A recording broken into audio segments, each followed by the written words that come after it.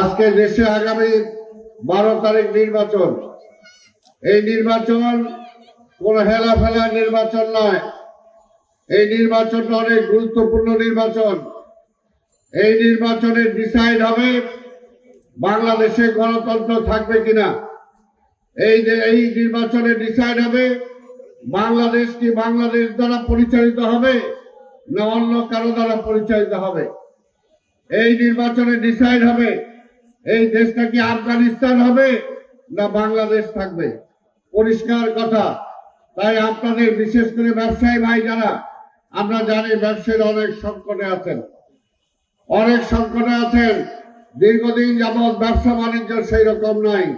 অনেকের ব্যবসা বাণিজ্য বন্ধ হয়ে গেছে, কারণ মানুষের হাতে টাকা নাই, ব্যবসা বাণিজ্য নাই, বিদেশ থেকে কোনো ইনভেস্টমেন্ট আসতেছে না। বাংলাদেশের বড় বড় যারা ব্যবসায়ী আছে তারাও নতুন করে কোনো ইনভেস্ট করছে না, সেই কারণে নতুন কোনো চাকরির ব্যবস্থাও হচ্ছে না। তাই ভাইর আমার, বাংলাদেশের অবস্থাটা সত্যিকার অর্থে খুব একটা ভালো নাই। যদি আমরা এই নির্বাচনের মাধ্যমে বিএনপিকে ক্ষমতায় না নিতে পারি, যদি আরেকটা অস্থিরতা দেশে আসে, তাহলে সবচেয়ে বেশি ক্ষতিগ্রস্ত হবেন আপনার নিচু স্তরে যারা ব্যবসায়ী আছেন এবং নিম্ন স্তরে যে সমস্ত মানুষ আছেন, তারা সবচেয়ে ক্ষতিগ্রস্ত হবে। তাই আপনাদেরকে খুব ভেবে চিন্তে সিদ্ধান্ত নিতে হবে।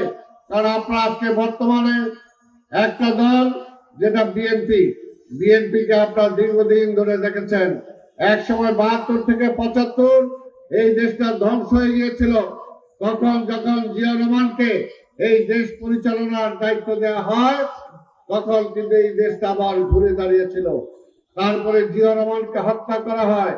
হত্যা করার পরে আমাদের নেত্রী বেগম খালেদা জিয়া 9 বছর আন্দোলন করে এই দেশে আবার গণতন্ত্র ফিরিয়ে দিয়েছিলেন এবং গণতন্ত্র ফিরিয়ে দেওয়ার পরে এই দেশের মানুষ বিপুল ভোটে তাকে বারবার নির্বাচিত করেছেন। তিনি 3 বার প্রধানমন্ত্রী হয়েছেন।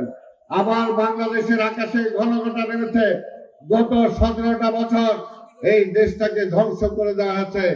এই দেশে কারা পরিচালনা করবে, এই দেশে কারা সরকার থাকবে, সেটা ঠিক করে দিত ভারত বসে। তাই ভাইয়ের আমার, আজকে একটা সুযোগ এসেছে। আজকের এই আগস্ট অভ্যুত্থানের পরে আজকে হাসিনা, আজকে ফ্যাসিবাদ যখন বিদায় হয়েছে, কিন্তু বিদায় হলেও এখনো কিন্তু সীমান্তের ওপারে বসে থেকে সে এখনো কিন্তু ষড়যন্ত্র করছে যাতে নির্বাচন না হয়। আজকে এখনো নির্বাচনের আর 10 দিন বাকি। এখনো যারা প্রতিদ্বন্দ্বিতা করছে এই জামাত সহ আর অনেকে বলে বেড়ায় নির্বাচন হবে কিনা, নির্বাচন সুস্থ হবে কিনা, অর্থাৎ জনগণকে বিভ্রান্ত করতে চায়। আমরা বলতে চাই, নির্বাচন ছাড়া ক্ষমতায় যাওয়ার কোন সুযোগ আছে? নির্বাচন ছাড়া ক্ষমতায় গিয়েছিল শেখ হাসিনা, সেটা কোনো নির্বাচন ছিল না। জনগণের কোনো ম্যান্ডেট ছিল না। তাই ভাইর আমার, যখনই দেখে যে বিএনপি ক্ষমতায় যাবে, তখনই তারা নির্বাচন দিতে ভয় পায়। এই সরকারের আমলেও আমরা শুনেছি, আপনারা শুনেছেন, অনেক দলও বলেছে নির্বাচন কেন দেব, ওই বিএনপি এসে সরকার চালাবে। এটার জন্য বিএনপির অপরাধটা কি? বিএনপির অপরাধ একটাই, যে বিএনপি এই দেশের জন্য রাজনীতি করে। বিএনপির বাইরে কোনো মুরব্বী নাই।